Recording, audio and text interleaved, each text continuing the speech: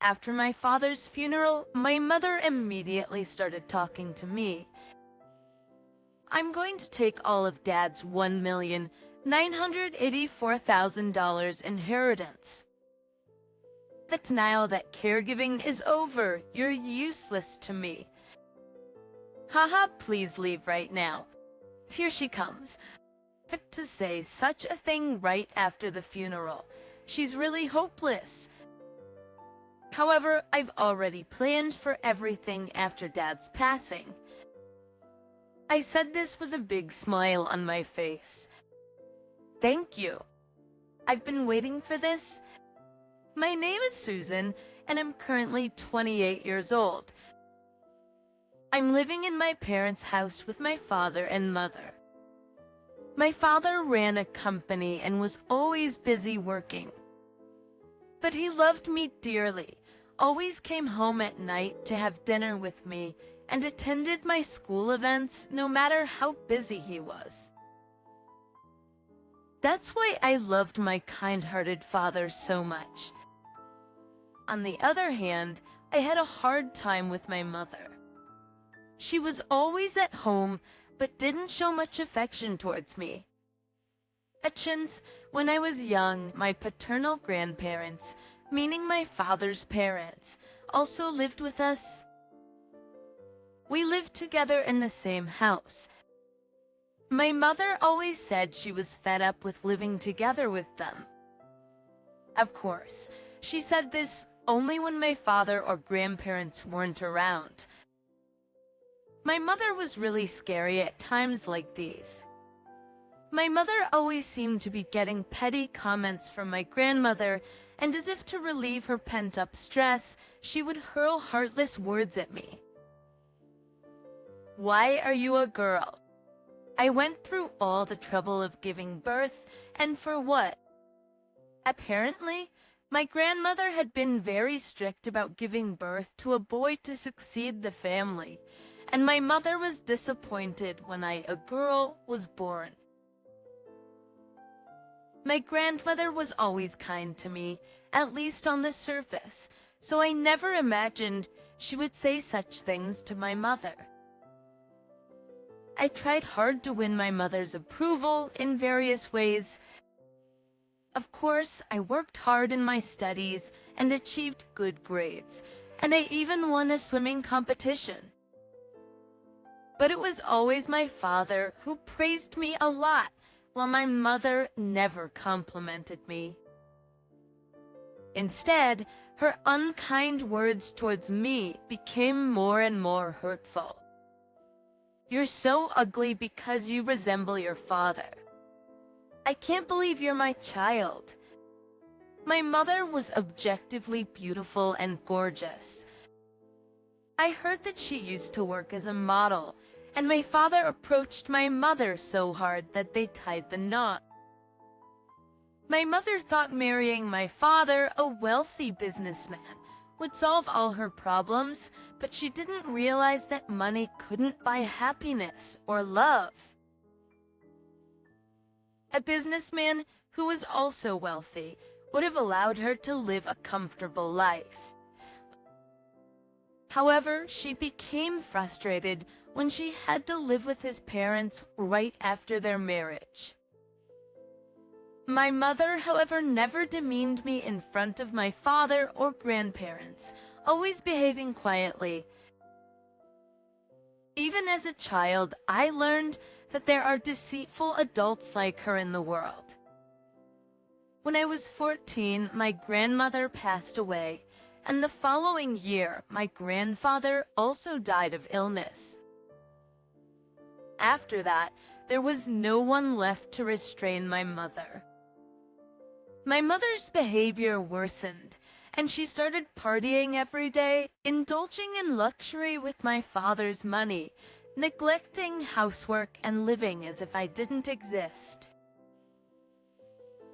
So I managed the household chores while attending school. At that time, my father was working hard to recover the company's stock value, which had dropped after my grandfather's death. It seemed like he had no time or energy to worry about home. I felt a bit lonely, but I understood how hard he was working and couldn't say anything. More than that, I aspired to attend a prestigious university and eventually join and support my father's company. I even dreamed of taking over the business someday. That's why I worked hard, building up my efforts. As a result, I got into prestigious high schools and universities, steadily moving closer to my goals. By then, my father's business had stabilized, and he was delighted to know that I wanted to join his company after graduating from a prestigious university. So my father let me work as an intern in his company during my third year of university. The employees were very kind and taught me the work patiently. I learned a lot about how the company operates. After graduating, I joined my father's company as a full-time employee. My mother continued to live as she pleased, and I barely had any conversation with her. I'd have to late tease. I disliked seeing my mother's face when I returned home, so after becoming a full-time employee, I moved out to live alone. My father seemed sad about me moving out, but I brushed it off as a practice run for it when I get married someday. I worked hard in my father's company. He was different at work, more strict and commanding, unlike when at home. Of course, he treated me not as his daughter but as an employee during work. Although I wasn't in a position to work directly with him as the president, we rarely interacted at work. But after work, he would often contact me for dinner. Then he would completely switch back to being my loving, doting father. I always found this gap amusing. The work was challenging with a lot to learn, but I managed because of his care and concern. As I continued working in my father's company, 5 years quickly passed. So during this time, my father had an accident and suffered a severe leg injury, requiring caregiving. He was confined to a wheelchair, and I couldn't trust my mother to care for him. Despite not wanting to see my mother, I returned home to live and care for him. For him, I have to see your ugly face again. That despite my mother's harsh words, I decided not to care. I spent my days caring for my father while working at the company. My father, even while in a wheelchair, was still mentally sharp and retained his position as the head of the company. He gave instructions via email and phone and attended meetings only when absolutely necessary. Susan, I'm sorry for all the trouble. I still have so much to learn from you. During the time I cared for my father, he taught me a lot about management. Now that I think about it, I believe that my father was aware of his illness from this time on. Later, we found out through tests that he had cancer, with only about a year left to live. I was shocked. I couldn't believe I had to part with my father so soon. I spent even more time with him than before. After his cancer progressed and he was hospitalized, I visited him every day. When his time was running short, he expressed his wish to entrust the company to me. I've taught you a lot, Susan, and you've learned well. I can trust you with the company. Okay, I understand. Leave it to me, and so I promised to protect my father and the company. A week later, he passed away. Many people attended my father's funeral, including company employees and his friends. They were all people who used to visit my father while he was in the hospital.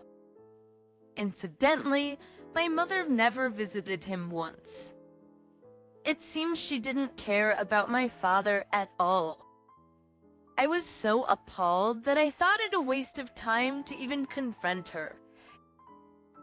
At the funeral, I thought I'd slap her if she pretended to cry, but she didn't change her attitude, even appearing bold. She told my father's friend she was sad as a formality, but it was obvious she was actually pleased by his death. The only reason for her to be happy about my father's death was his inheritance. My father, who had run a company, had a substantial fortune. My mother was probably eyeing that. Right after the funeral, she immediately approached me and said, "I'm going to take all of your dad's $1,984,000 inheritance now that caregiving is over. I mean, you're useless to me." I thought she really came at me with that right after the funeral. Unbelievable. But I already had plans for after my father's death.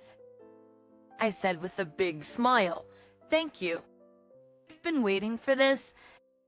My mother was surprised by my unexpected reaction, but I didn't care and packed only the essentials. "I'm going to sell all my stuff, just so you know." She responded with a haughty laugh. "Do whatever you want with this house and $1,984,000 from him. I don't need anything else. I can live and play until I die." I ignored her and moved out soon after. A month later, my mother bombarded me with calls. Expectantly, I answered. "What's up? Why do I have to leave the house?" I said, "Oh, that's because I inherited the house." She replied, "Eh? What do you mean? Your father left the house to me, not you. I sold it for about $1 billion. $1 billion? She exclaimed. "It's sold for that much? Well, it doesn't matter. I have $1,984,000 inheritance." I said, "Huh, what are you talking about?" She asked. "The inheritance distribution is already complete." I responded, "And what do you mean? I haven't received $1,984,000 yet." She said, "Of course you haven't. You're a stranger now."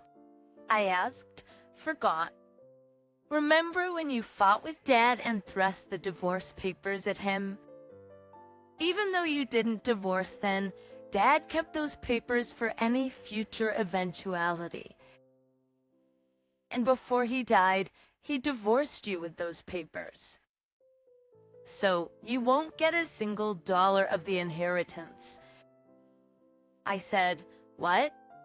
I've already spent so much on brand shopping and booked luxury hotels for overseas trips thinking I had the inheritance." She sighed and said, "Oh dear, still so extravagant with money, huh? But that's over now. You'll have to work for the rest of your life." She asked, "How can you speak to your own mother like that? You got $1 billion. Pay for me, find me a new house, and place me as an executive in the company." Huh, what are you saying? Did you ever do anything for me? Don't conveniently bring up our parent-child relationship now. I don't think of you as my mother. We consider our parent-child bond severed. So please live your life however you like. Wait. I set her number to reject calls and informed the reception at the company to report her if she showed up. Afterwards, my mother, having relied on the inheritance for luxury, not only ran out of money, but also got swamped with unpaid bills, ending up in debt. She had to work part-time jobs for the rest of her life to pay it back. It's her own doing, and honestly, she got what she deserved. Us, on the other hand, I'm working hard every day to protect my father's company and the employees. I consider it's challenging, but it's fulfilling, and I keep coming up with new ideas different from my father's, keeping my curiosity alive. I stated moving forward, I plan to dedicate myself to my work and aim for greater heights as a business leader. Verhalt will live with you too. As I was preparing to move into my new home, which I bought under my name, my mother-in-law suddenly barged in and said something outrageous.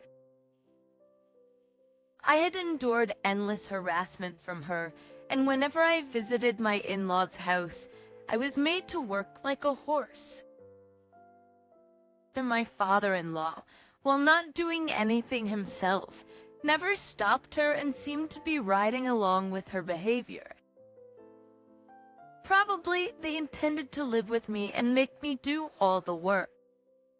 Determined not to let that happen, I decided to share a shocking truth with my in-laws. What I said. I'm single, I told them. As I was single, my parents-in-law became flustered but continued to insult me. A certain person witnessing this became even more furious. I am Kim, 33 years old. I work as an ordinary employee at a major company.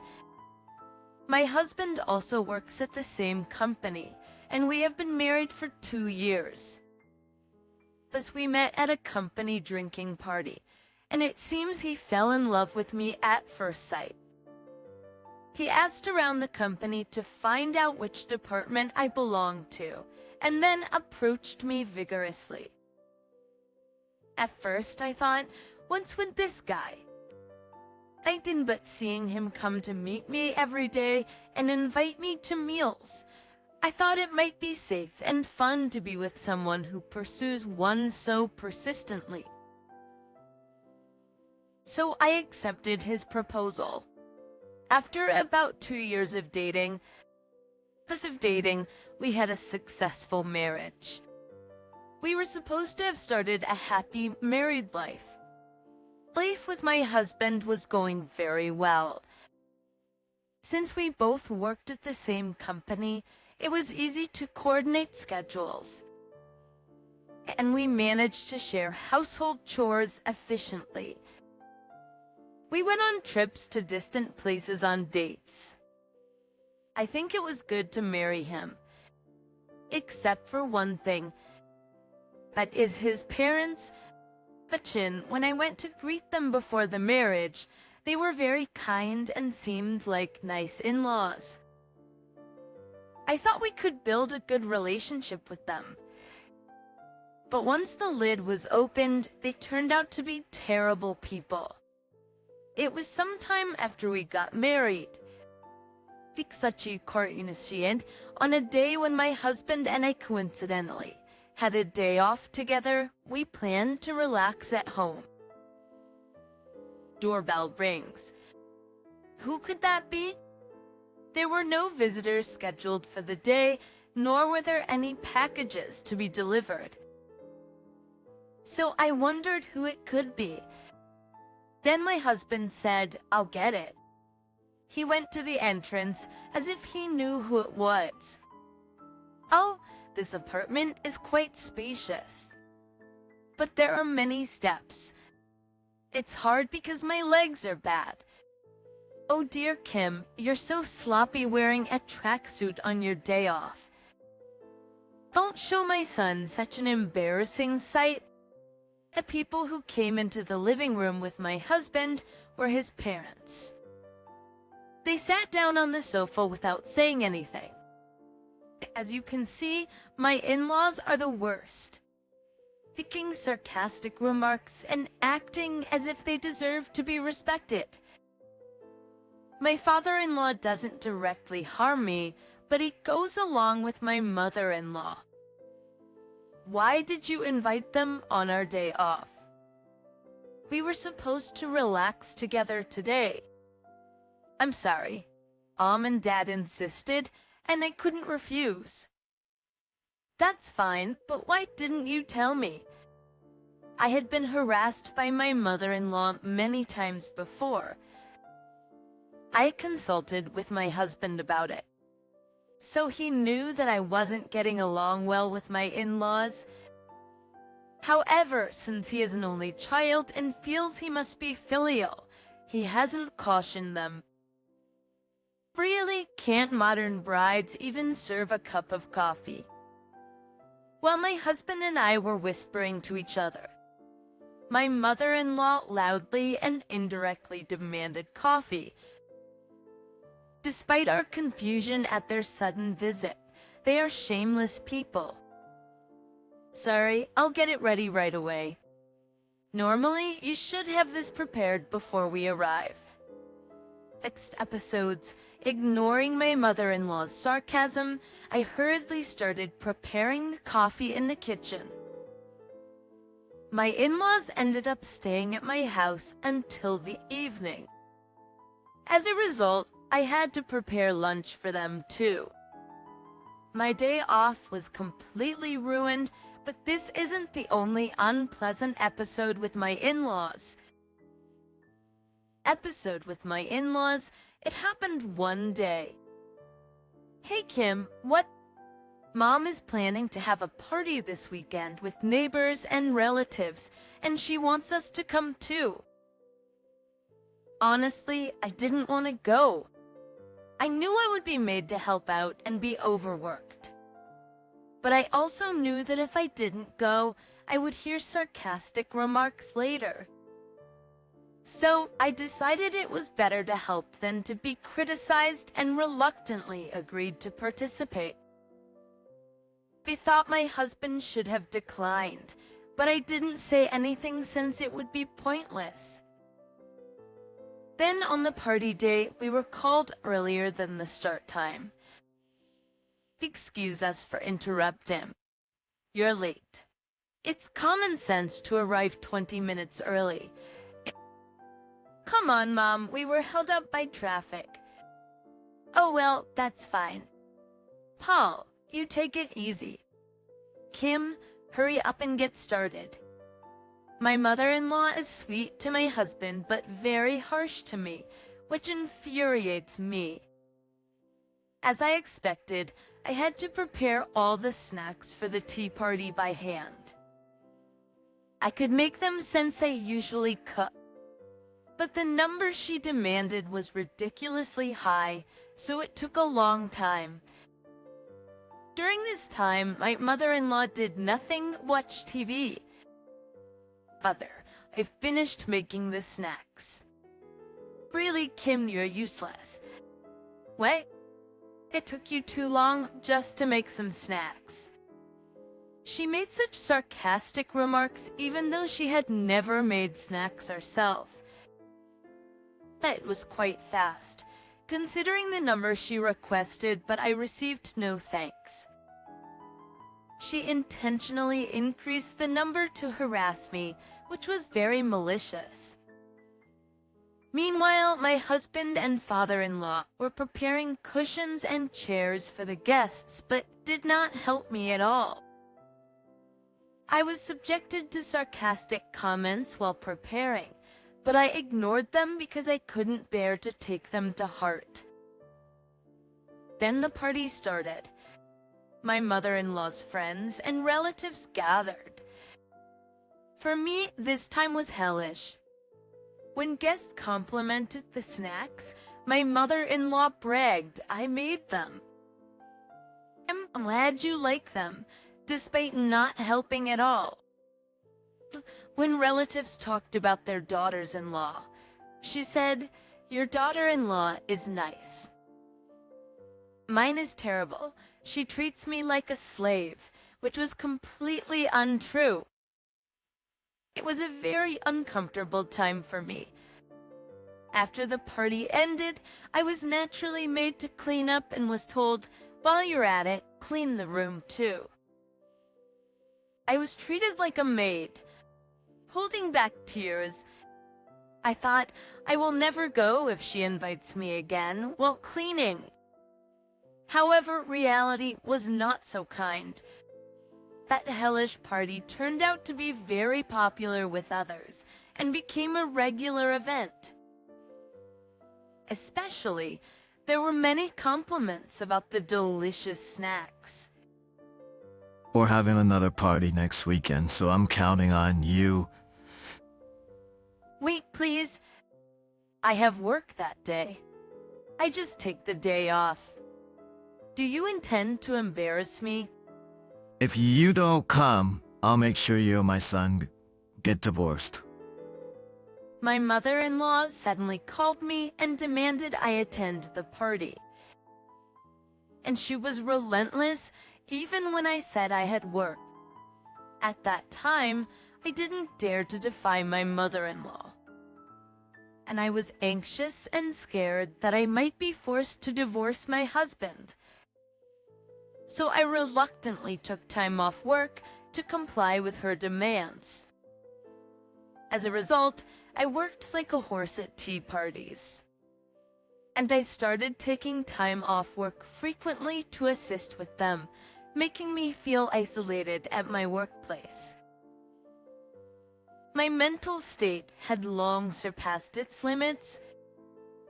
When I talked to my husband about it, he just said, "Well, my mom doesn't mean any harm, just overlook it."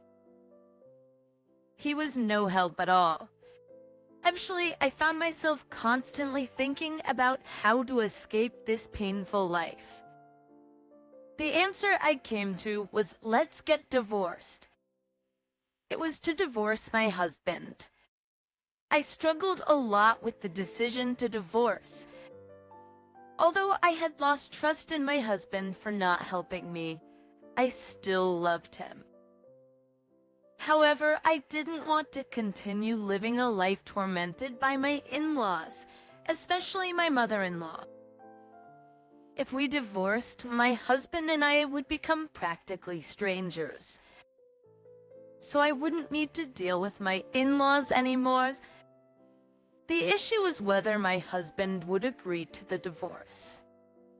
I don't want that. I don't want to get divorced. What happened all of a sudden? I just can't stand being involved with your mother anymore. You know what our relationship is like, right? I love you, Kim, and I want to be with you forever. I feel the same way. But I can't bear it anymore. So let's get divorced formally and live separately. But keep in touch and continue our relationship. How about that?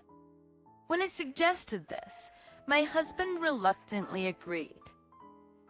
This is how we ended up divorcing due to my mother-in-law's malicious behavior and actions. This life after the divorce was truly comfortable. The fact that I filed the divorce papers seemed to give me a push.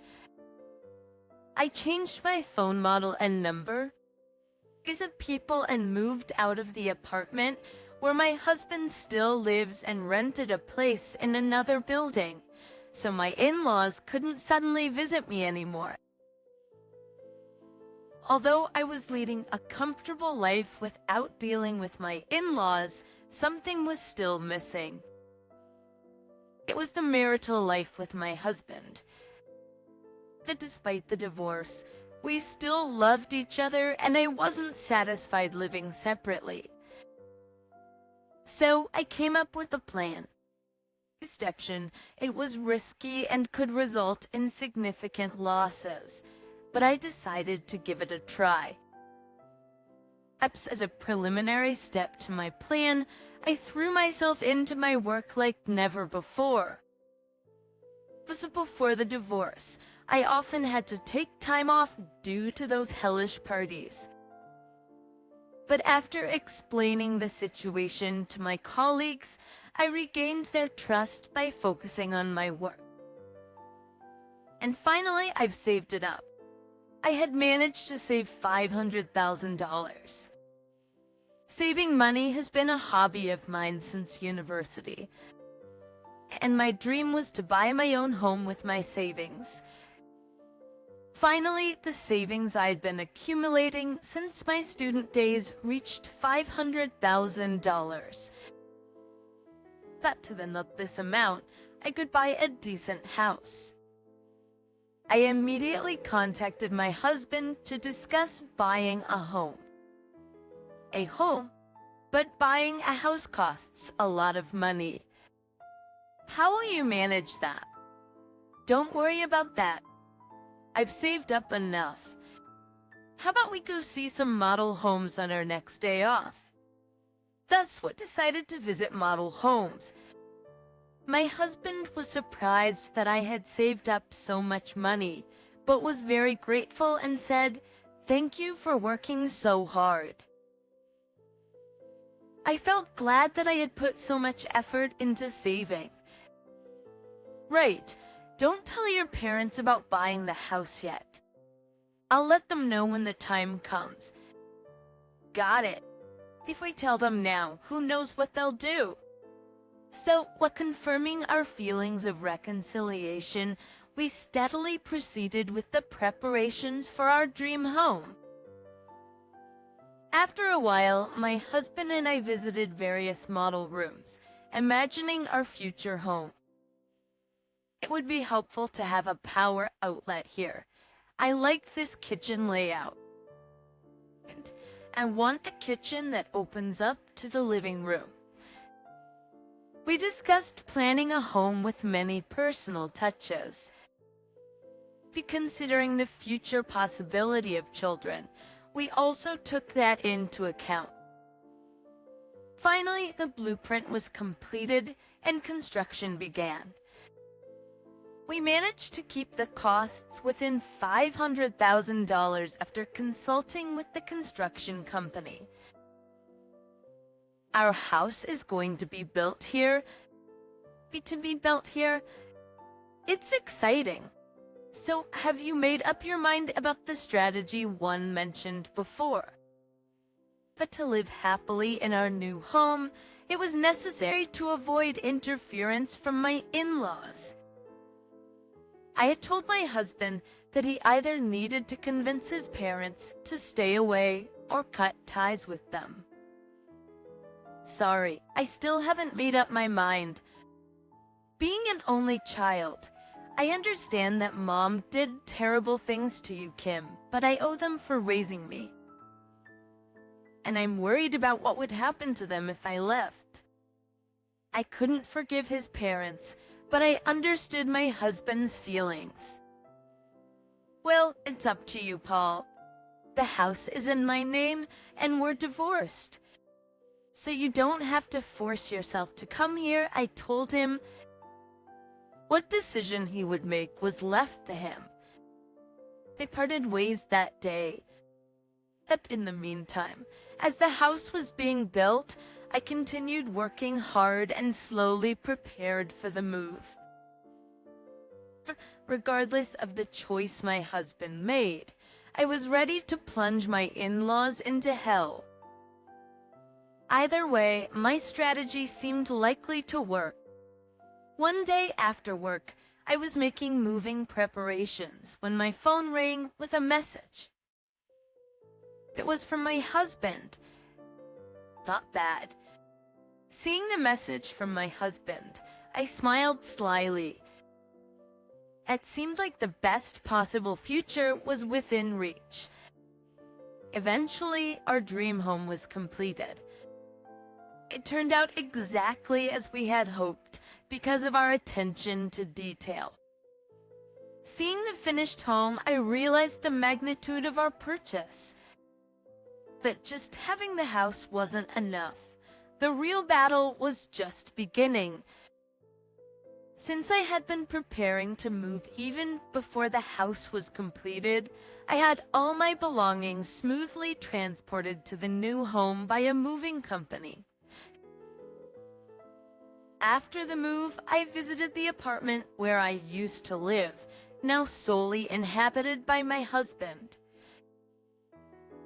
Sitting at the dining table in the living room, I heard the sound of the front door opening. The day had finally arrived. My husband had brought his parents. It's been a while since we visited. Why haven't you invited us until now? Young people nowadays have no sense of manners. As usual, my in-laws came into the living room complaining. As soon as they entered and saw me, they were surprised. Options. Kim, we heard you were on a long business trip, but you're back. Why didn't you tell us sooner? I'm sorry, Mother. I just got back yesterday and was too busy to contact you. Of course, I hadn't been on any long business trips. I had lied to my in-laws about this day, and you spent quite a lot on it. It seems quite spacious, so we'll live with you. As expected, my mother-in-law was interested in the fact that we bought a house. She said she would live with us, obviously intending to exploit me as usual. Indeed, it would be more reassuring for us to live together. That's why you built the house, right? I almost burst out laughing at my father-in-law's statement, but managed to hold it in. My husband was silently observing the situation. Could you please sit down for a moment? I have some detailed things to discuss about the new house. As they sat down, I served them coffee. Oh, you're being unusually considerate, she commented as she took a sip of the coffee I had offered. This polite hospitality was going to be the last time. So, about the new house we bought, yes. You bought it for us, right? I'm looking forward to living with you and Paul. I'm single, though. I hadn't told my in-laws that we were divorced. But to escape my mother-in-law's unreasonable demands, I lied that I was on a long business trip. What do you mean single? You're married to Paul. What nonsense are you talking? Are you making fun of old people? When I revealed the fact that I was single, my in-laws turned red with anger and started yelling. I mean exactly what I said. Paul and I are divorced, so I'm single. It's the new house is in my name, so you can't live there. I have the right to decide who lives in my new house. Divorced? I thought it was strange when you suddenly said you were on a long business trip. You lied to us. You've embarrassed me.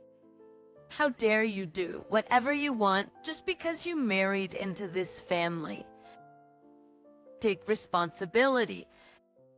So you betrayed not only us, but also Paul. What a person. Divorce was the right decision. But when I firmly said they couldn't live there, my in-laws bombarded me with sarcasm and complaints. Then my husband finally snapped. Enough is enough. Just listening to you say whatever you want to Kim. Be reasonable. Surprised by their own son's outburst, my in-laws were speechless. The very reason we ended up divorcing is because of you two. How can you say such terrible things? I was thinking about Kim.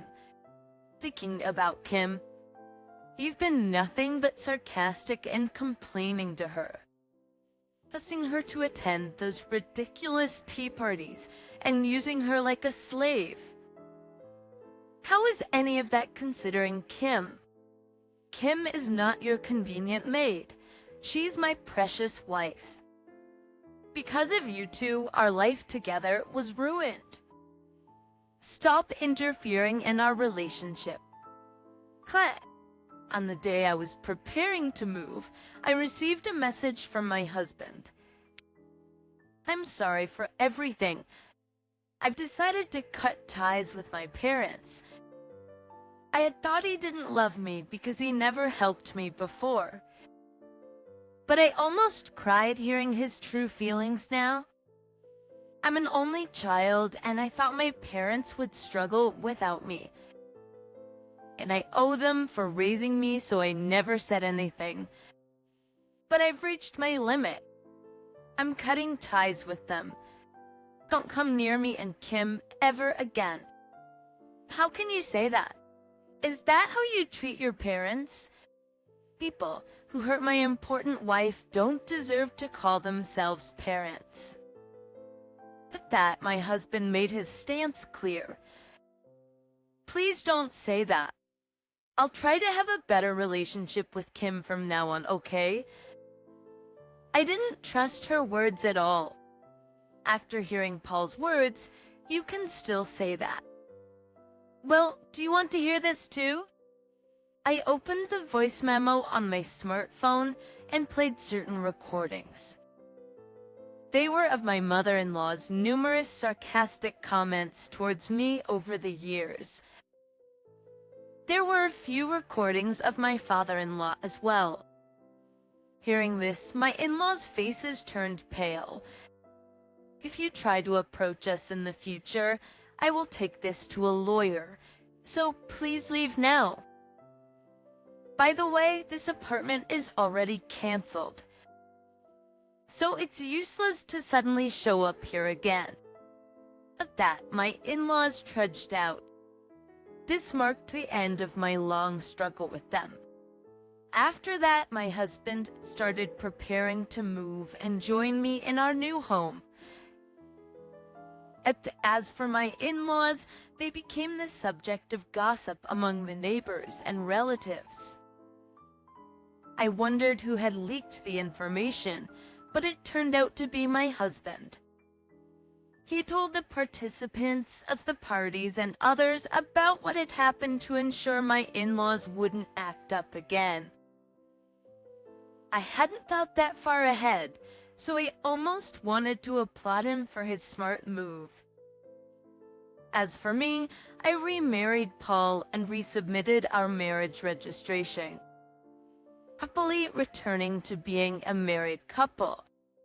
My planned strategy worked out just as I had hoped. We are now comfortably living in our dream home. It was a risky and expensive purchase, but I'm truly glad we made it. And then, the way. What's wrong? Look at this. What is this? I discovered that I was pregnant. The picture where 3 of us would live in this house wasn't far off. Expecting challenging times ahead, but taking my in-laws as a lesson. I want to strive to be a good parent to the child in my womb. His meddlesome and caring nature was just what I needed. That's what I thought when I married my second husband.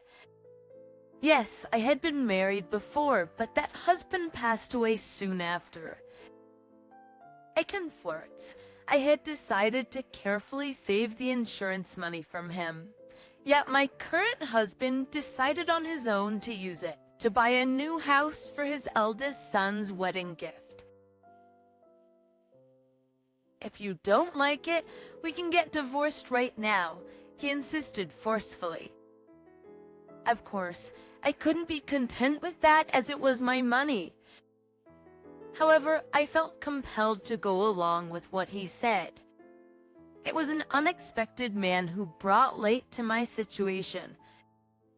My name is Claire. It was an unexpected man who brought light to my situation. My name is Claire.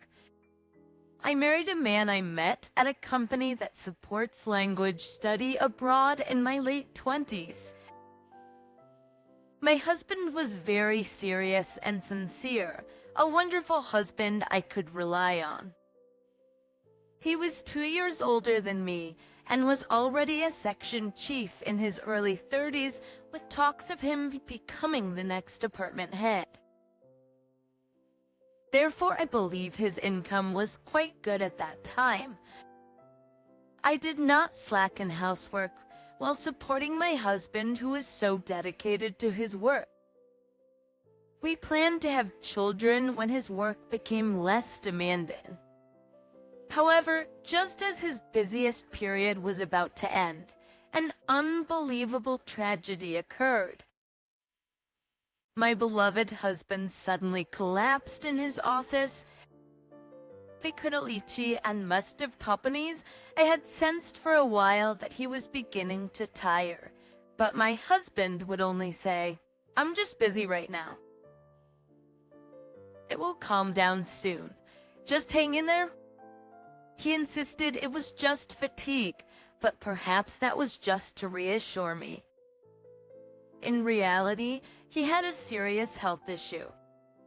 He was rushed to the hospital, and I immediately went there, but he soon passed away.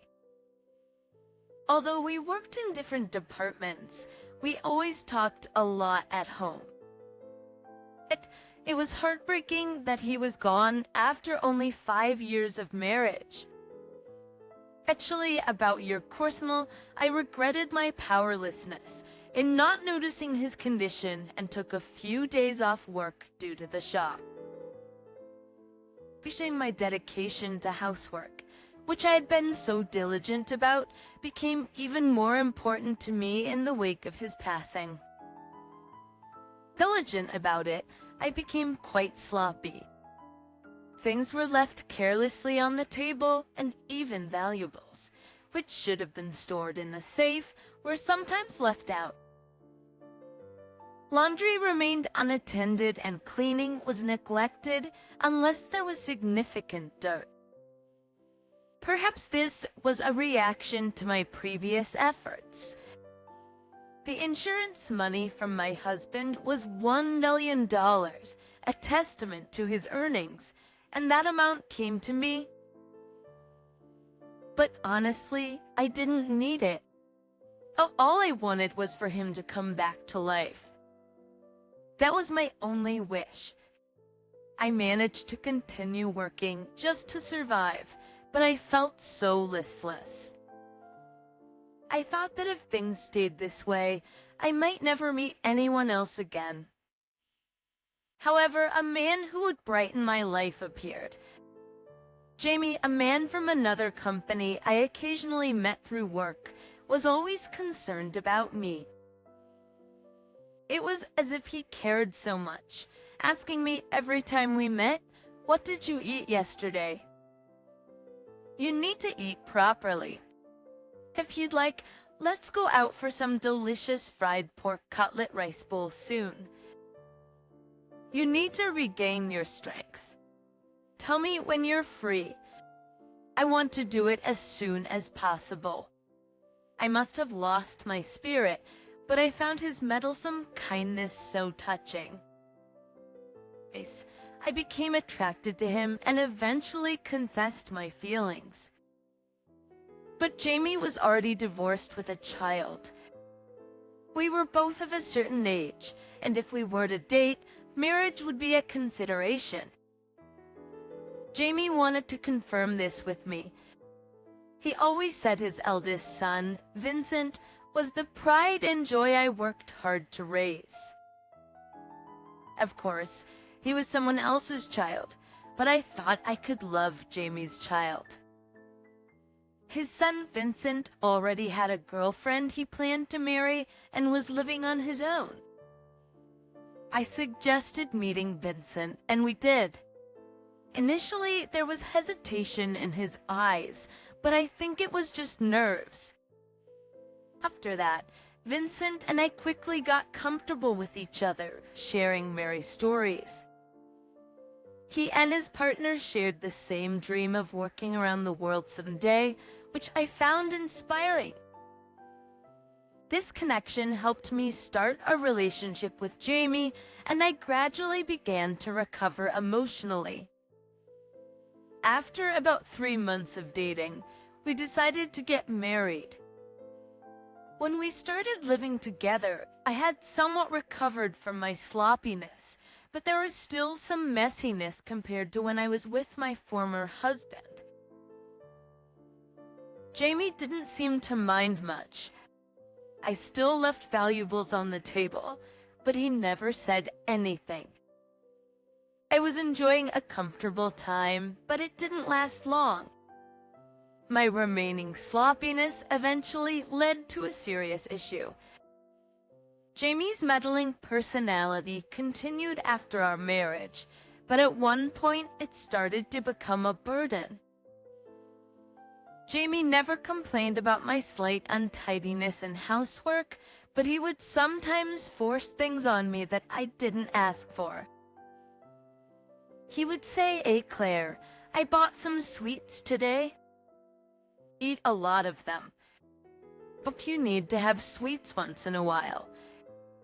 And at times he'd bring me things like, "I thought this would suit you, Claire. I'll start using it from tomorrow." He says, handing over cheap-looking bags, the origin of which I couldn't tell. And to be honest, I didn't think they suited me at all. And frankly, the style and design were not to my taste, making them more of a nuisance than anything else. However, Jamie would often show off as if to say he had done something great for me.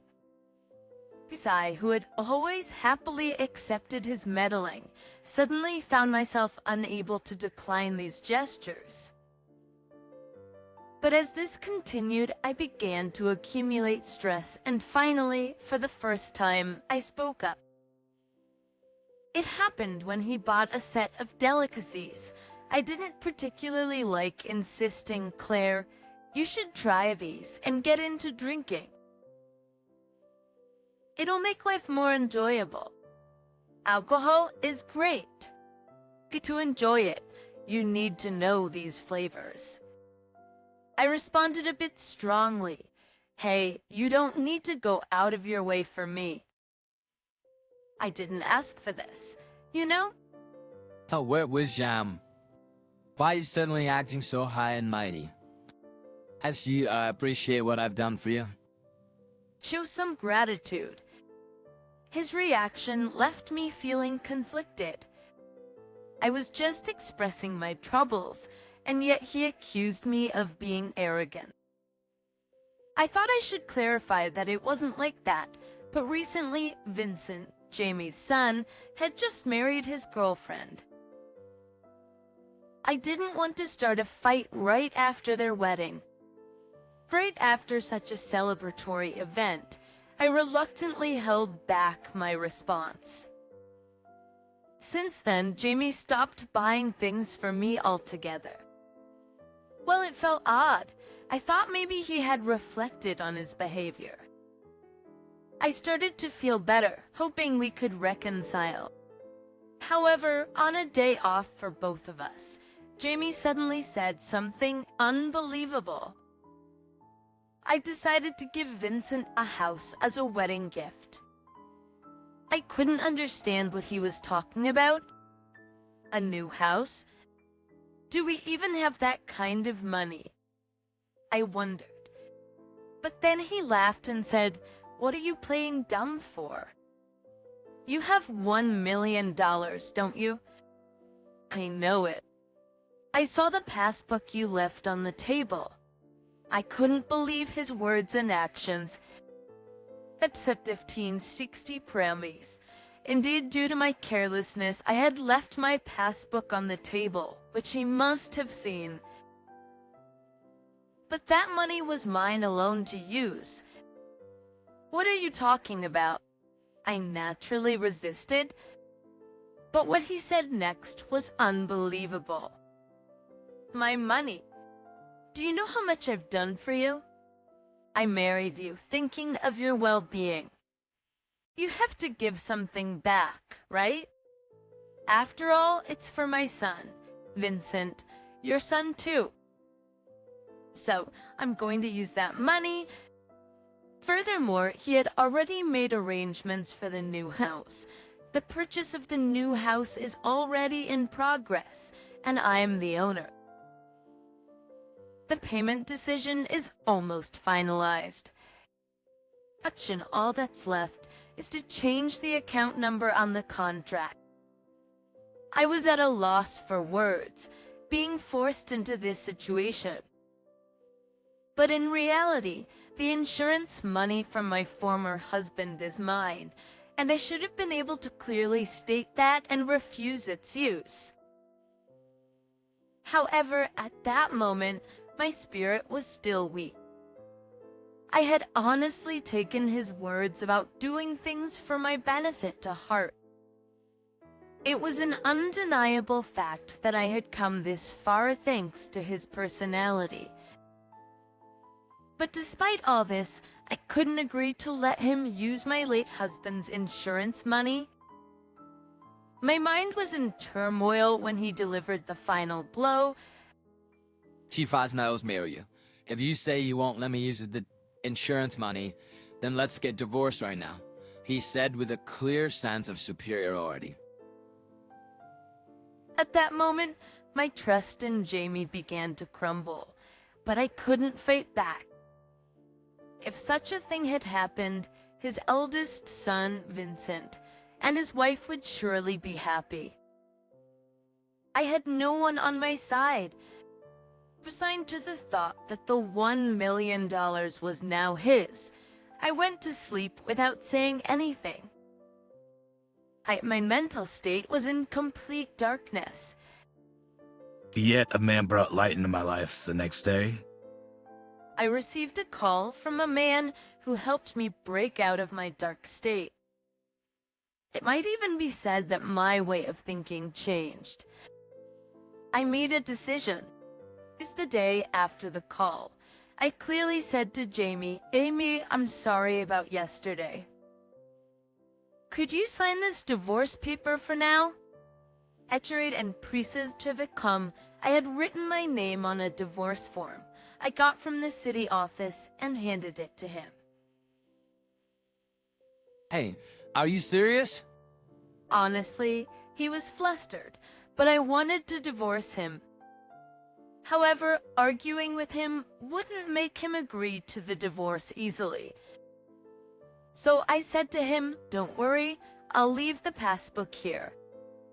His expression seemed to brighten slightly at that, but he probably didn't think I was serious enough to mention the divorce. "Well, do as you like. I'll make sure to buy Vincent a house," saying that he finally signed.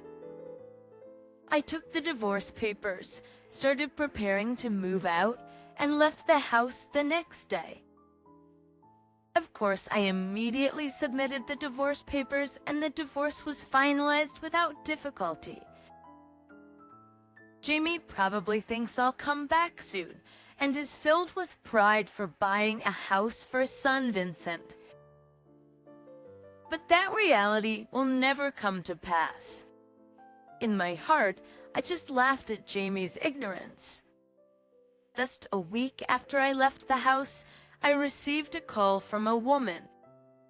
Surprisingly, it was from Jamie's ex-wife and Vincent's biological mother. "Erica, is this clear? It's nice to talk to you. I'm Erica, Vincent's birth mother and Jamie's ex-wife." I was shocked. "It seems Jamie is in big trouble, isn't he?" "It seems Jamie is in big trouble, isn't he?" She explained why she decided to call me. "Why?" "But where's the passbook? Where's Claire?" Jamie was in panic. Of course, I have the passbook with $1 million. I did say I would leave the passbook, but I never said I would leave my passbook. I meant Jamie's passbook.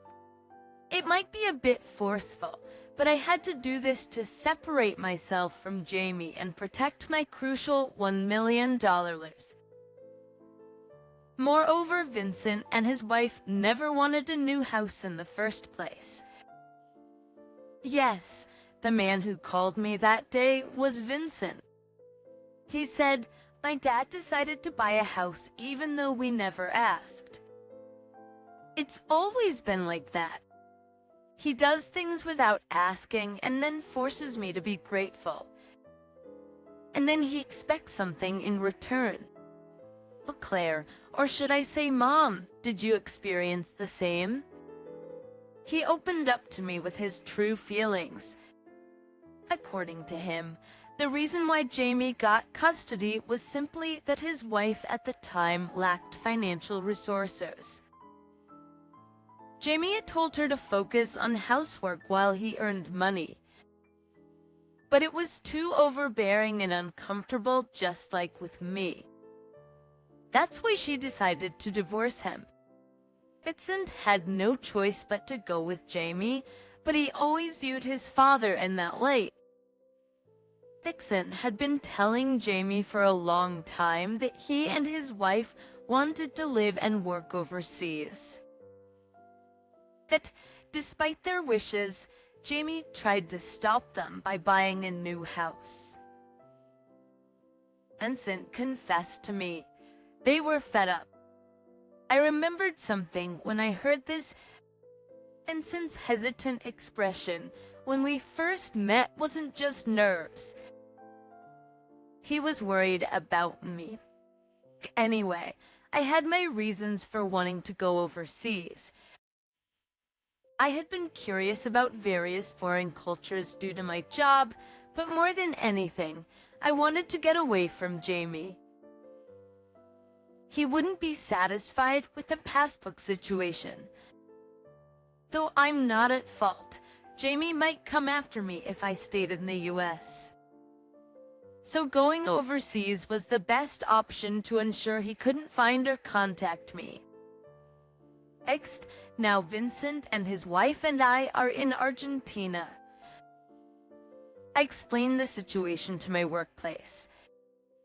They allowed me to take a leave of absence, and this is why Jamie, unable to contact me or Vincent, eventually called his ex-wife Erica. Ethan had told everything to his real mother, Erica, and even gave her my contact details in case of emergencies. Thankfully, I heard that this has resulted in Jamie facing some tough consequences. Now he is forced to cancel the new house contract and has to pay nearly $100,000 as a penalty. Of course, he doesn't have that kind of money and has quickly fallen into a life of theft. Perhaps this situation has made him realize a little about his bad personality traits. He lost his wife and son in an instant, along with his money.